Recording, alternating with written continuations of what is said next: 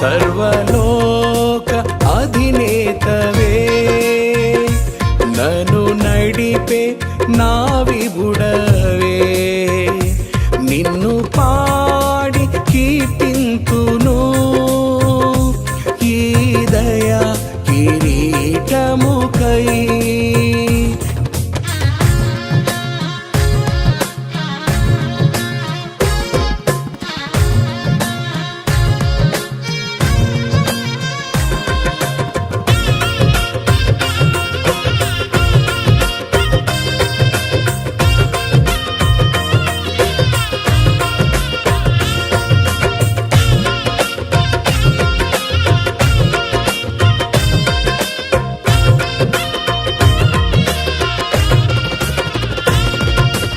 ఈ లోకం యోగ్యమైనది కాదని, ఈ లోకం యోగ్యమైనది కాదని ఆ కాలంలో పరిశుద్ధులట గుహల్లోకి వెళ్ళారట. ఎందుకు గుహల్లోకి వెళ్ళారు? ఆ కాలంలో పరిస్థితి ఏంటి? హెబ్రీలకు రాసిన పత్రిక ఒకసారి చూడండి. హెబ్రీలకు రాసిన పత్రిక 11వ అధ్యాయం 36, 37 వచనాలు.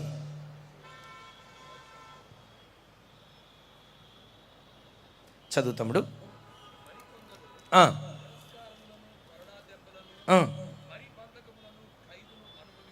ఖైదీని అనుభవించిరి, రాళ్లతో కొట్టబడిరి, రంపములతో కోయబడిరి, ఖడ్గముతో చంపబడిరి. చాలు చాలు చాలు. క్రైస్తవ్యానికి భయంకరమైన శ్రమలు ఎదురైన రోజులు. నేనంట ఈ రోజుల్లో మనమేం చూసాం? అపోస్తలుల కార్యాల్లో ఇంతకు మించిన శ్రమలు క్రైస్తవ సంఘం అనుభవించింది. ఇక్కడ అద్భుతం ఏంటంటే, శ్రమలు ఎదురైనప్పుడు వారు గుహల్లోకి వెళ్ళారు. ప్రతి క్రైస్తవుడు గుహకు వెళ్ళే అనుభవం కలిగిన వాడిగా ఉండాలి. సహజంగా గుహ అని అనటంతో ఓ చిన్న మాట, గుహల్లో ఎవరు నివసిస్తారు? సింహాలు. బైబిల్లో చాలా చోట్ల చూస్తాం కదా, సింహాల గుహ, సింహాల గుహ, సింహాల గుహ. సింహం దేనికి గుర్తు? నీతిమంతుడు సింహము వలె ధైర్యముగా ఉంటాడు. సామెతల్లో మరో చోట చూస్తాం కదా, సింహం ఎవనికైనను దేనికైనను భయపడక, ఎవనికైనను దేనికైనను భయపడి వెనుదిరగని సింహం అని రాసి ఉంటుంది. సింహం ధైర్యానికి ప్రతీక. క్రైస్తవ జనమా, రాజకీయ నాయకుల ద్వారా మనకు శ్రమలు రావచ్చు, అధిపతుల ద్వారా మనకు శ్రమలు రావచ్చు, సాతానే నీ మీద గురి కలిగి ఆర్థికంగా నేను శోధిస్తూ అనారోగ్యపరమైన శ్రమలు నీ బ్రతుకులో నీ కలుగు చేయవచ్చు. కానీ ఒక్క మాట, జీవితంలో ఏది కోల్పోయినా గుండెల్లో ధైర్యాన్ని కోల్పోకు, ధైర్యాన్ని కోల్పోకో. గుండెల్లో విశ్వాసాన్ని కోల్పోకో. ఆ విశ్వాసం ఒక్కటి నీ లోపటుంటే నీ దేవుడు శూన్యములో సమస్తాన్ని సృష్టించగలిగినటువంటి వాడు. ఎలాంటి విశ్వాసం కలిగి బ్రతకాలి? శ్రమలు వస్తాయి. 2 సింహాల గూర్చి చెప్తాను. ఒకటి మగసింహం, రెండవది ఆడసింహం. 2 సింహాలు బైబిల్లో రాయబడిన 2 సింహాల గూర్చి త్వరగా చెప్తాను. ఆ మొదటి మగసింహం విశ్వాస వీరుడైన అబ్రహాం. అబ్రహాముకు ఒకే ఒక కుమారుడు.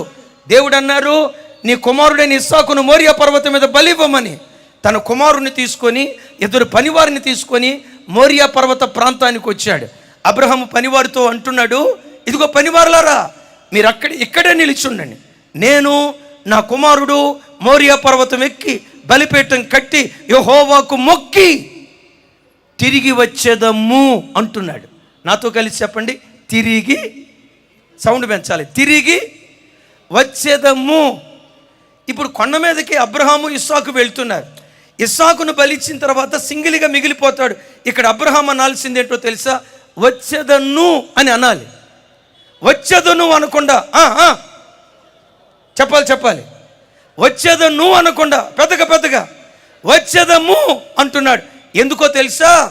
మోరియా పర్వతం మీదకి వెళ్తాను, బలిపీఠం కడతాను, కట్టెలు పేరుస్తాను, నా కుమారుడిని ఇస్సాకును పెడతాను, ముక్కలుగా నరుగుతాను, అతని మాంసాన్ని కట్టెల మీద పేరుస్తాను, అగ్నితో కాలుస్తాను. కాల్చిన తర్వాత నా కుమారుడిని ఇస్సాకు యొక్క దేహం బూడిదగా మారిపోద్ది. నేను ఆరాధించే నా దేవుడు ఎవరో తెలుసా? ఆ బూడిదలో నుండి మరలా ఇస్సాకును పుట్టించగలిగినటువంటి వాడు. ఆ బూడిదలో నుండి మరలా ఇస్సాకును పుట్టించగలిగిన వాడు. ఎవరైనా మగసింహం ఏంటి? గుండెల్లో ఉన్న విశ్వాసం బ్రతుకు బూడిదైపోయినా, ఈరోజు వాక్యం వింటున్న తల్లి, ఈరోజు వాక్యం వింటున్న తండ్రి, ఒకప్పుడు బాగా సాగిన వ్యాపారం, ఒకప్పుడు బాగా నడిచిన కంపెనీ, ఒకప్పుడు బాగా నడిచిన ఆర్థిక వ్యవస్థ ఈరోజు కుదేలైపోయి చితికిపోయావేమో.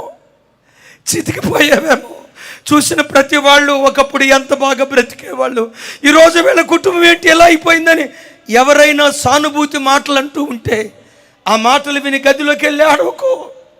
నా బ్రతికేంటయ్యా ఎలా చేసావు, నా జీవితం ఏంటయ్యా ఎలా మారిపోయింది, ఇంత కష్టం వస్తే ఎందుకయ్యా నువ్వు పట్టునట్లున్నావని మనస్సులో కూడా దేవుని మీద నువ్వు సనగకో. నువ్వేమనాలో తెలుసా? నా శత్రువా, నా మీద నువ్వు అతిశయపడవద్దు. నేను పడిపోయినా మరలా తిరిగి లెగుస్తాను. నా బ్రతుకు బూడిదైపోయిన బూడిదలో నుండి మరలా నా దేవుడు నన్ను పుట్టిస్తాడు. కోల్పోయిన దానికంటే రెట్టింపు నా దేవుడు అనుగ్రహిస్తాడు. ఎప్పుడు గుహలాంటి సింహపు ధైర్యం నీ గుండెల్లో దేవుడు కొమ్మరించునుగాక. కదిలిపోకు, చెదిరిపోకు, భయపడకు. సింహం ఎలా ధైర్యంగా బ్రతుకుతుందో, క్రైస్తవ జనమా, ఎందుకు మనం సింహంలాగా బ్రతకాలో తెలుసా? మనం ఆరాధించే ఆరాధ్య దైవం యేసయ్యకు పెట్టబడిన పేరు యోధా గోత్రపు కొదమ సింహం. ఆయన కొదమ సింహం అయినప్పుడు ఆయన పిల్లలైన మనం కూడా సౌండ్ పెంచాలా, మనం కూడా సింహాలమే. ఆ ధైర్యాన్ని నువ్వు కలిగి బ్రతికితే బైబిల్లో ఒక అద్భుతమైన మాట రాసి ఉంటుంది. హెబ్రీయులకు రాసిన పత్రిక 10వ అధ్యాయం 35వ వచనం. నాతో కలిసి మాట చెప్పండి. కాబట్టి మీ ధైర్యమును విడిచిపెట్టకుడి, దానికి ప్రతిఫలముగా గొప్ప బహుమానము కలుగును. చప్పలు కొడితే యేసయ్యకు స్తోత్రాలు చెప్దాం. స్వరమెత్తి, కొంచెం అందరూ స్వరమెత్తి నాతో కలిసి, దానికి ప్రతిఫలముగా గొప్ప బహుమానము కలుగును. దేనికి ప్రతిఫలంగా? నువ్వు దేవుని పట్ల విశ్వాసాన్ని కోల్పోకుండా ఆ ధైర్యాన్ని అలా పట్టుకొని ధైర్యాన్ని విడిచిపెట్టకుండా బ్రతికితే నీ విశ్వాసానికి దేవుడు ప్రతిఫలం ఇస్తాడు, నీ ధైర్యానికి దేవుడు ప్రతిఫలం ఇస్తాడు. నీ గుండెల్లో గూడు కట్టుకున్న ఆ అచంచలమైన విశ్వాసానికి తప్పకుండా దేవుడు ప్రతిఫలం ఇస్తాడు. బైబిల్లో ఒక ఆడసింహం గురించి చెప్తా. అది ఆడసింహమే కానీ మగసింహాల కంటే పరాక్రమం చూపించింది. ఆ ఆడసింహమే తల్లి రూతు, మోయాబీయురాలు. మోయాబు దేశంలో మెలెకు దేవత దగ్గర యాజకురాలుగా బ్రతుకుతూ ఉండేదట. మా ఆత్మీయ తండ్రి ఒక పర్యాయం చెప్పారు. వారి దగ్గర నేను విన్నటువంటి మాట తమ్ముడు ఆ ఇమేజ్ చూపించింది. మెలెకు దేవత దగ్గర యాజకురాలిగా బ్రతుకుతూ ఉండేది. మోయాబు దేశంలో సంపన్న కుటుంబంలో పుట్టి పెరిగింది ఈ రూతు. స్క్రీన్ మీద చూడండి. మెలెకు దేవత. ఈ మెలెకు దేవతను ఎత్తడితో చేసేవాళ్ళు. ఈ మెలెకు దేవతకు ఇష్టమైన అర్పణ ఏంటంటే పసిపిల్లలను తనకు బలిస్తే వాళ్ళని ఎక్కువ దీవిస్తాడు అనే నమ్మకం మోయాబు దేశంలో ఉండేది. చూడండి పసిపిల్లలను ఈ ఎత్తడితో చేయబడిన మెలెకు దేవత క్రింద మంచి కట్టెలు పెట్టి బాగా వేడయ్యేటట్లు చేసేవాళ్ళు. ఆ ఎత్తడి పూర్తిగా అగ్నిమయంగా మార్చబడినప్పుడు ఈ రూతు, యాజకురాలు రూతు, ఆ పసిపిల్లలను తీసుకొని వెళ్ళి, తమ్ముడు పెద్దగా చూయించాం, ఆ పసిపిల్లలను తీసుకొని వెళ్ళి ఆ మెలెకు దేవత చేతుల మీద పెట్టేవాళ్ళట. ఎప్పుడైతే ఆ పసికందును వేడివేడిగా ఉన్న మెలెకు దేవత చేతుల మీద పెట్టేసరికి ఆ పసిబిడ్డ ఆ మంటలకు తాళలేక కెవ్వుమని కేకలేస్తూ ఉంటే ఆ పసిబిడ్డ అరుపులు వినపడకుండా ఉండటానికి డ్రమ్ములు డోలక్కులు గంభీరంగా వాయిస్తూ ఉండేవాళ్ళట. ఇలాంటి కార్యక్రమం చేసేది ఒకప్పుడు మోయాబీయురాలైన రూతు.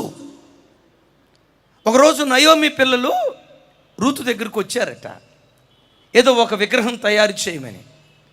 వారి చేతుకున్నటువంటి ధర్మశాస్త్రపు ఆజ్ఞలు చూసింది. అయ్యా, వీటి మీద ఏదో రాసి ఉంది, ఏంటిది? మా దేవుడని యెహోవా మాకు ఇచ్చిన ఆజ్ఞలు. ఏంటయ్యా ఆజ్ఞలు? అలా చెప్పుకుంటూ వస్తూ, నంబర్ 1, విగ్రహారాధన చేయకూడదు. నంబర్ 2, నరహత్య జరిగించకూడదు. ఆ తల్లి అక్కడ ఆగిపోయింది. మరి నేను చేస్తుందేంటి? నరహత్యే కదా. నేను చేస్తుంది ఏంటి? దైవము కాని వాటినే కదా ఆరాధిస్తుంది. దైవజనమా, మీరు వెతకండి వెతకండి వెతకండి వెతకండి. ఈ సృష్టి అంతటిలో దైవత్వపు పరిపూర్ణత కలిగిన ఒకే ఒక్క వ్యక్తి ఈ రాత్రి నేను ప్రకటించే నజరేయుడని యేసుక్రీస్తు వారు. దేవునికి ఉండాల్సిన దివ్యమైన గుణాలు, ఆ పరిశుద్ధత, ఆ నీతి, ఆ ప్రేమ, ఆ క్షమాపణ, ఆ సహనం ఎక్కడ వెతికినా ఒకే ఒక్కరిలో కనుగొనగలుగుతారు. ఆ ఒక్కడే మన ఆరాధ్య దైవం యేసుక్రీస్తు వారు. నేనంట ఆయన మన దేవునిగా దొరకటం అది దేవుడు మనకిచ్చిన ధన్యత, అది దేవుడు మనకిచ్చిన భాగ్యం. మొన్న మధ్య ఒక మందిరానికి వచ్చి ఒక తల్లి సాక్ష్యం చెప్తుంది. హైదరాబాద్ వచ్చి మేము 30 సంవత్సరాలు అవుతుంది, ఏమి సంపాదించుకోవాలా, వాటన్నిటిని మించి క్రీస్తుని మేము సంపాదించుకున్నాం, క్రీస్తును సంపాదించుకున్నామని అతిశయం మా గుండెల్లో ఉందన్నారు. Praise the lord.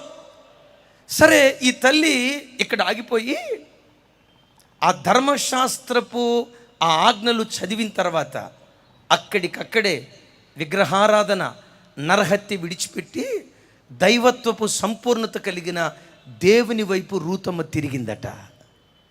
Yes, Naomi కుమారులో ఒక కుమారుని వివాహం చేసుకుని. ఇక్కడ నీకు ఒక విచిత్రమైన మాట చెప్తాను.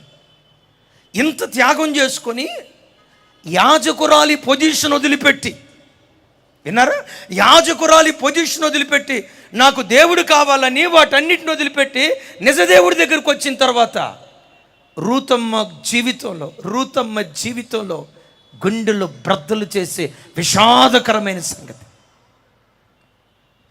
మామ చనిపోయాడు, తన మరిది చనిపోయాడు. చివరికి విగ్రహారాధన విడిచిపెట్టి ఈయన నిజమైన దేవుడట, ఈయన తప్ప వేరొక దేవుడు లేడట, ఈయనొక్కడే ఆరాధనకు యోగ్యుడట, దైవత్వపు పరిపూర్ణత ఈలోనే ఉందట అని సమస్తాన్ని విడిచిపెట్టి దేవుని దగ్గరకు వచ్చిన తన బ్రతుకులో విధవరాలిగా మిగిలిపోయింది. దేవుణ్ణి ఆరాధించే ఆ కుటుంబంలో చూడండి, దేవుణ్ణి ఆరాధించే ఆ కుటుంబంలో 3 విధవరాళ్ళు అని ఉంటారు. అన్యులు ఆ దేవుడేదో గొప్ప దేవుడని పరిగెత్తారు కదమ్మా, ఆ దేవుడేదో అద్భుతాలు చేస్తాడని పరిగెత్తారు కదమ్మా. జరిగింది అద్భుతం, భర్త చనిపోయాడు, ఇంట్లో ఉన్న 3 మొండమోపాళ్ళు. ఇదేనా మీ దేవుడు చేసిన అద్భుతం? అసలు మోయాబు యాజకురాలుగా ఉన్నప్పుడు రూతా, నీ బ్రతికెంత అద్భుతంగా ఉండేది, నీ బ్రతికెంత ఆశీర్వాదకరంగా ఉండేది. దేవుడు దేవుడు దేవుడు నా దేవుని దగ్గరికి పరిగెత్తావు, ఏమిచ్చాడో దేవుడు నీకు. క్రైస్తవ జనమా, నిన్ను కూడా కొంతమంది ఇదే మాట అంటారు. మేము ఆ దేవుని దగ్గరికి రాకపోయినా మా పిల్లలు చూడండి ఎట్లా ఉన్నారో, మా కుటుంబాలు చూడు ఎట్లా ఉన్నాయో. భౌతిక సంబంధమైన ఆశీర్వాదాలు చూపించి భక్తిలో నుంచి నిన్ను లాగాలని ప్రయత్నం చేస్తారు. వాళ్ళ మాట అన్నప్పుడు నీ నోటు నుంచి రావాల్సిన సింహ గర్జనేంటో తెలుసా? ఇచ్చినా ఆయనే నా దేవుడు, ఇయ్యకపోయినా ఆయనే నా దేవుడు, ఆశీర్వదించినా ఆయనే నా దేవుడు, ఆశీర్వదించకపోయినా. నీ చుట్టూతో ఉన్న భౌతిక సంబంధమైన పరిస్థితులు నీ భక్తి మీద ప్రభావితం చేయకూడదు. ఎందుకు దేవుని నువ్వు ప్రేమించాలి? నీకు ఇచ్చాడని కాదు, ఇవ్వలేదని కాదు. ఎందుకు ఆ దేవుణ్ణి ప్రేమించాలో తెలుసా? ఆయన దేవుడు గనుక, ఆయనొక్కడే దేవుడు గనుక. నా మాట అర్థమైందండి? ఎందుకు ఆ దేవుణ్ణి ప్రేమించాలి? ఆరోగ్యం ఇచ్చాడనా? నో. ఐశ్వర్యం ఇచ్చాడనా? నో. ఇచ్చిన ఐశ్వర్యాన్ని తీసి కాదు కాదు కాదు. ఎందుకు ఆ దేవుణ్ణి ప్రేమించాలంటే ఆయనొక్కడే దేవుడు గనుక, ఆయనొక్కడే ఆ దైవత్వ పరిపూర్ణత ఆయనలోనే ఉంది గనుక. ఇప్పుడు చూడండి, పరిస్థితులు పూర్తిగా తలకిందులైపోయాయి.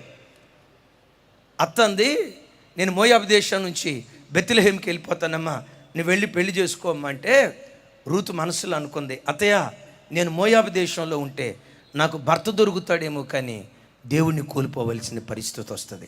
నాకు భర్త కంటే యవ్వన ఇచ్చలో నెరవేర్చుకోవటం కంటే దేవుని కొరకు బ్రతకటమే నా జీవితంలో ఒక ఉన్నతమైన ఆశీర్వాదంగా నేను ఎంచుకుంటున్నాను. ఇంతకు మించిన ఆశీర్వాదం మరొకటి లేదు. భర్తతో కాలం గడిపిన దానికంటే, పిల్లలు కానీ అదేదో చేసి ఈ కార్యక్రమాలు చేసిన దానికంటే ఆయన దేవుడిగా కలిగి ఉండటం నా ధన్యత. అది చప్పలు కొడుతూ ప్రభు వారికి స్తోత్రాలు చెప్తాం. సరే, ఇంత త్యాగం చేసుకొని బెత్లెహేముకు వచ్చిన రూతునేమో రెడ్ కార్పెట్ వేసి దేవుడు ఇన్వైట్ చేయలా. రావటంతో మహారాణిగా నిలవబెట్టలా. బోయాజు పొలంలో పరిగెరుకొని పిడికిడి మెతుకుల కోసం, మానవ భాషలో చెప్పాలంటే పిడికిడి మెతుకుల కోసం భిక్షాటన చేసుకుని దయనీయ స్థితికి దిగజారిపోయింది. ఒకప్పుడు ఈ రూతు ఎవరు? మెలెకు దేవస్థానానికి ప్రజలు వస్తే ఈ చేతులు అనేకులకు ఆహారం పంచిపెట్టిన చేతులు. ఆహారం పంచిపెట్టిన చేతులే పిడికిడి మెతుకుల కోసం వెతికే చేతులుగా మారిపోయాయి. అయినా దేవుని విడిచిపెట్టలా. బోయాజు పొలంలో పరిగేరుకుని కడసారి దానిగా, ఒక్కసారి నా వైపు చూడండి, కడసారి దానిగా అందరి వెనకుండి పరిగేరుకుంటుంది. కోత కోసేవాళ్ళు ముందుంటారు, యజమానులు ముందుంటారు. బోయాజు పొలంలో రూతు స్థానం ఏది? పరిగేరుకునే వాళ్ళు ఎక్కడ ఏరుకుంటారు? వెనక స్థానం కదా. పని వాళ్ళు ముందున్నారు, యజమానులు ముందున్నారు, అందరూ ముందు స్థానంలో ఉన్నారు. బోయాజు పొలంలో రూతమ్మ స్థానం కడసారి స్థానం, చివరి స్థానం అని ఉంటారు. విడిచిపెట్టిపో, మోయాబుకి వెళ్ళిపో అని ఉంటుంది. చావైనా బ్రతుకైనా, మరణమైన జీవమైన, కరువైన ఖడ్గమైన యేసు ప్రేమ నుండి ఏది నన్ను ఎడబాపలేదు. ఎవరి తల్లి తెలుసా? ఆడసింహం సింహంలాగా గర్జించింది. చావైనా బ్రతుకైనా యేసుతోనే అని అందరికంటే చివరిసారిగా వెనకొండి పరిగేరుకుంటా ఉంది. ఒకానొక రోజు అద్భుతం, ఆ బోయాజు పొలంలోకి పరలోకం నుండి ఒక స్వరం వినబడింది. ఏ స్వరమో తెలుసా? నా వైపు చూడాలి అందరూ. ఏ స్వరమో తెలుసా? About turn.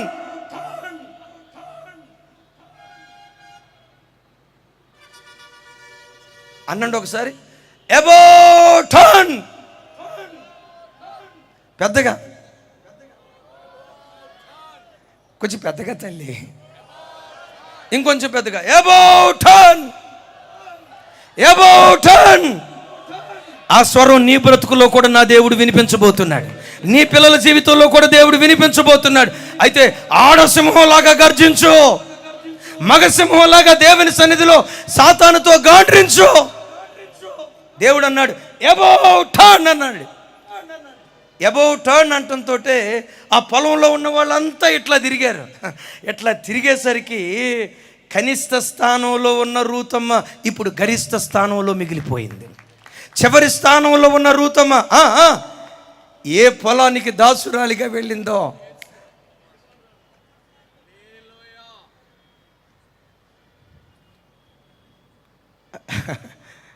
టీలనా, ఏ పొలానికి యజమానురాలు, ఏ పొలానికి దాసురాల్లాగా వెళ్ళిందో దేవుని కృప ఆ పొలానికి యజమానురాలుగా దేవుడు మార్చాడు. కారణం ఏంటో తెలుసా? ఆకాశమందలి దేవుడు ఈ ఆడసింహపు గర్జన చూశాడు. అబౌట్ టర్న్ అనే స్వరం వినిపించాడు. నీ బ్రతుకుల్లో కూడా రాగల దినాల్లో వినిపించునుగాక. ఏంటి ఆ స్వరం చెప్పండి? పక్కంటోళ్ళు చేయబట్టుకొని చెప్పండి ఒకసారి, about turn, about turn, about turn. దైవజన్మ, మా అన్నోళ్ళకి తెలుసు, హైదరాబాద్ పట్టణంలో పిడికిడి మెతుకులు దొరికితే చాలు సేవ చేసుకుంటూ వెళ్ళిపోదాం అని అనుకున్న దయనీయ పరిస్థితులు. మా తండ్రి మమ్మల్ని పదే బలపరిచేవాడు. నాన్న, బాబు, మనకు మేలైన దినాలు వస్తాయి. ఎక్కడ కృంగిపోయారో అక్కడే ఈ పరిచయం నిశ్చయంగా దేవుడు లేవనెత్తుతాడని ఆ సింహం నోట నుండి గర్జన మాటలు.